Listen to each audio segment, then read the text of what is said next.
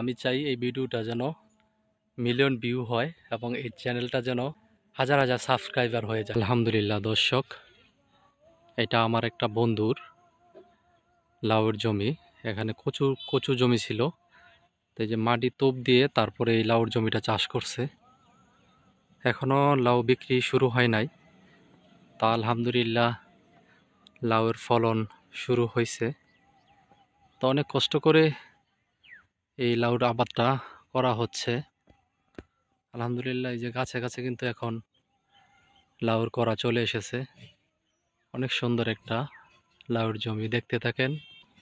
লাউ চাষ করলে কিন্তু লাউয়ের গাছের গোড়ায় পানি দিতে হয়।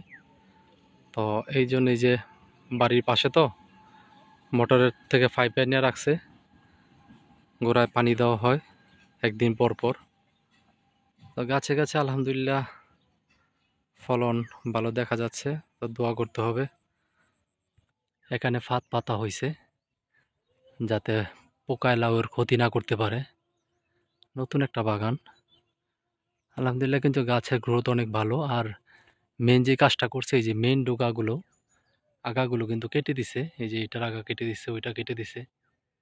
আসলে লাউ চাষের এইটা একটা সুন্দর সিস্টেম। কাটিং দিতে হবে, যদি কাটিং সঠিকভাবে দেওয়া যায় তাহলে কিন্তু লাউয়ের ফলন ভালো হয়। কাটিং ছাড়া কিন্তু লাউয়ের ফলন ভালো হবে না। উপর থেকে দেখেন প্রাণবন্ত একটা সুন্দর লাউয়ের জমি।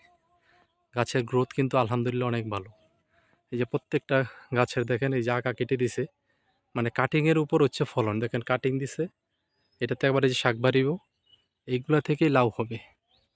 তো যত কাটিং দেওয়া যাবে তত ফলন ভালো হবে। তো দেখেন আলহামদুলিল্লাহ গাছের গ্রোথ কিন্তু অনেক ভালো। তো এখনও বিক্রি শুরু হয় নাই, মাত্র করা আসতেছে। তো পরিশ্রম করলে আল্লাহ তাআলা রিজিক দিবে। তো পরিশ্রম যেহেতু করতেছে আমার বন্ধু, তা পরিশ্রমের কারণে ফলন আল্লাহ তাআলা দিতেছে।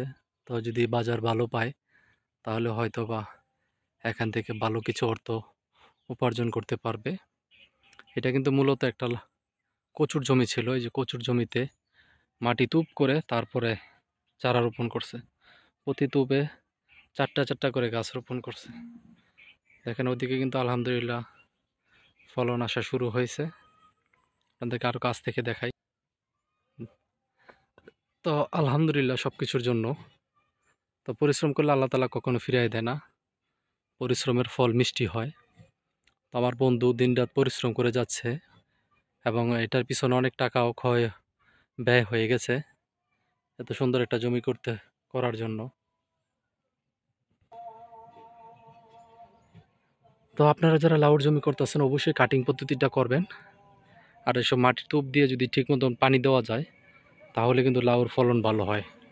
লাউর ফলনের জন্য কিন্তু পানির দরকার আছে, লাউর গোড়ায় পানি দিতে হয়। যেহেতু বৃষ্টি নাই, শীত চলে আসছে, আর শীতে কিন্তু লাউ অনেক খেতেও সুস্বাদু হয়। এই পাশটা ছিল কচুর জমি,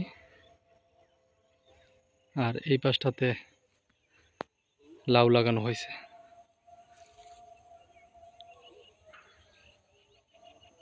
অনেক সুন্দর চমৎকার একটা জমি হয়েছে।